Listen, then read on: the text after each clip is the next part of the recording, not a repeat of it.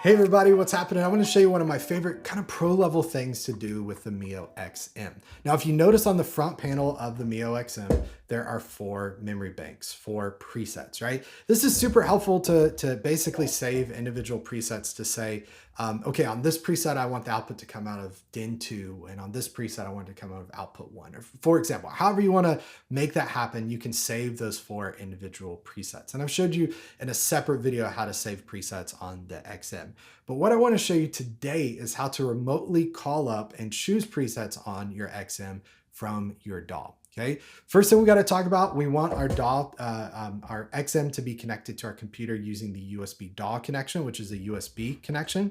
I'm going to open my DAW of choice, which is Ableton Live. I'm going to go to Preferences here, Command, comma, go to the Link, Tempo, and MIDI tab.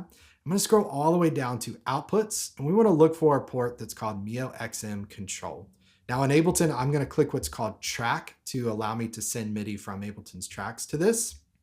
But again, DAW specific, just enable the mioXM control output in your DAW, whatever DAW you're using. Now I'm going to go to one of these MIDI tracks here, and we'll call this presets. Okay. And then I'm going to go down to the MIDI 2 section and choose mioXM control. Now what I can do really easily, and again, this is Ableton specific, but you can replicate this in your DAW using similar steps. So make sure your MIDI track is routed to the control track. And then what you want to do is just create MIDI clips that send program changes. So I'll show you how to do this in Ableton Live. I'm going to double click here to create a dummy MIDI clip.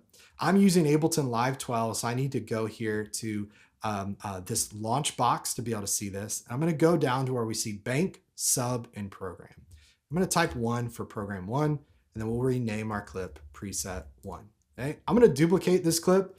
I'm going to now rename it preset 2, go down to the same spot, and we're going to type 2. You probably get the idea here. We'll go and name this preset 3, and then we'll change this to 3. Okay?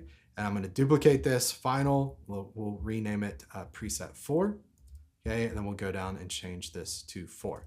Now what I can do in Ableton Live is launch any of these individual presets. Let's show you right now we're on preset 4. Okay, you can see me kind of clicking over here. Let's go to preset 2. So I'm going to launch this clip, and all I'm going to do is just click right here on this launch button. Okay, but I want you to see the front panel, but just know all I'm doing is clicking that launch button. As soon as I do that, we go to memory 2, preset 2. I'm going to launch preset 1. Here we go.